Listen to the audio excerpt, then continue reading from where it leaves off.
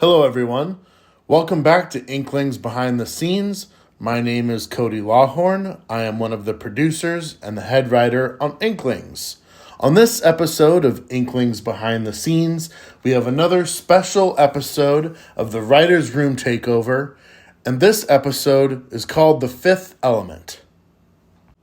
Today, I'm going to give you a brief update as to how the writing has been going. And then I'm going to share an epiphany I had while I was working with Matt on last week's Writer's Room Takeover episode. We are very heavily entrenched in the pre-production phase and almost arguably production phase, depending on which episode we are talking about. So today's episode is going to be a bit shorter. On the last Writer's Room Takeover, I had the honor of meeting our composer, Matt. It was my first time ever both speaking with him and working with him, and we had a ton of fun together. Matt and I chatted on our own before we started our recording, and then we spoke again a little bit after our recording. We ended that episode with homework assignments. My homework assignment was to continue coming up with hats for us to use in the second episode of Season 0, which is a perfect hat for Poe. I told Matt that I was going to be sending him one Austrian hat and that I would need his help in coming up with lyrics that would be culturally appropriate from the Austrian culture. I also invited Matt to think of a couple other hats that he thought would be good for us to use. Matt completely delivered by giving me an idea for us to use for a hat called a Tyrolean, which I picked out, and he suggested that we use hiking for 3 famous mountains in Austria. And then he also gave me the idea to use a hat called a sou'wester. And this is a hat that you would typically find on a fisherman on a big fishing vessel. I've spent the last week or so really diving in on my research of hats. And what I've discovered is that there are a few hats that are worn multiculturally across countries. The fedora, for example, was created in France in the late 1800s. And it's not to be confused with a Homburg or a trilby. Both of those are very similar looking hats. But fedoras were made out of a variety of different materials. They were made out of everything from cashmere, wool, leather, cotton, hemp, even rabbit, and other animal felts, like beaver, or mink, or even chinchilla. And although the fedora was traditionally worn throughout the Jewish community, eventually they became popular throughout more of Europe, like England, and even eventually down in Cuba. When writing a kids' TV show like Inklings, it is really important for us to do our due diligence, meaning we need to do our research to make sure that the things and elements we incorporate in these episodes are as close to historically accurate as we can. We would really love our show to be authentic and accurate and educational. I never thought in a million years I'd become a novice in hat trivia. And although some of this work, research on hats, is somewhat mundane and can be boring at sometimes there are little tidbits of factual trivia that I find really interesting. And it's an important part of the research and writing part of the storytelling process. There is another hat that has been used across multiple cultures in different countries, and that hat is, now I'm probably going to butcher the pronunciation, but that hat is called an ushanka.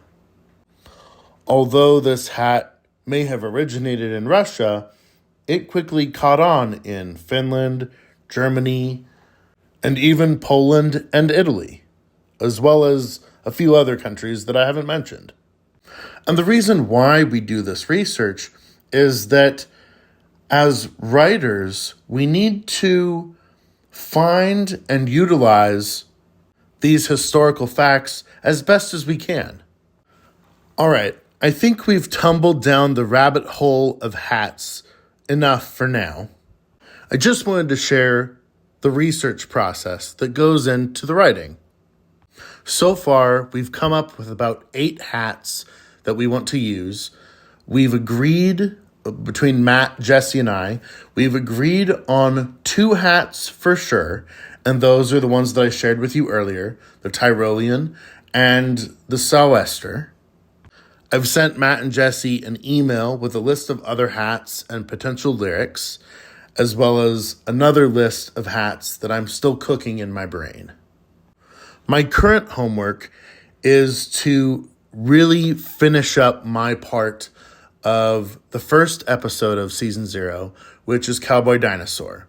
And that homework includes finishing the last few pages of the script, and then I have to come up with a list of backgrounds that Jesse and Daniel can start illustrating. And these backgrounds are important because if I say exterior library front steps, this background is one we can reuse throughout the production of the show. The last thing I want to share with you all today is a little moment of magic that Matt and I had after our recorded conversation from the other week. Matt was very gracious in complimenting me on some of my writing, most of which I still worry is garbage. But after we were done recording our episode, there was a moment in my conversation with Matt where he asked me a very interesting and thought-provoking question. He asked me how I was going to bring all of the bugs together at the culmination or the end of the last episode of Season 0. What I told Matt was that I had no idea how I was going to do this, but what I did know is that every bug that gets introduced is going to do something to turn Poe's world upside down and really upset him.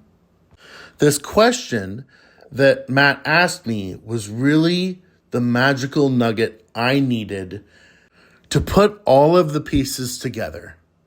And as I was having a conversation with Jesse the other day, it all hit me, and it was because of Matt's question. I had an epiphany. For those of you that don't know, an epiphany is like a sudden realization. Like I've been trying to solve a puzzle in my head, and all of the pieces came together beautifully, and I had a true moment of realization. And here it is. Each of the bugs is going to be represented by an element. Bronte tracks in water up the steps from the rainy night that Poe experiences when the power goes out in the middle of him watching Cowboy Dinosaur. Bronte, our earthworm, she's going to track in water, so she is going to represent water. Christy is our firefly, who we have yet to meet. Christy is somehow going to blow Poe over with her wings, so she is going to represent air. Kafka is our mischievous beetle. He is going to get Poe dirty. Somehow, when Kafka enters, it's going to be chaos, and everyone's going to get dirty. So Kafka is going to represent Earth. And finally, we have Poe. Poe is going to represent the fourth element, which is fire. Somehow, Poe is going to let all of these other bugs interfere with his world so much that Poe is going to get burned. And I am going to try my very best to actually use the element of fire when all of these bugs collide and come together. I still have no idea how I'm going to do it, but I'm going to do it. And that brings me to the fifth element. And yes, I am referencing pop culture here because I am a big movie fan. For those of you who have seen the movie The Fifth Element, you know what the fifth element is. And that is love.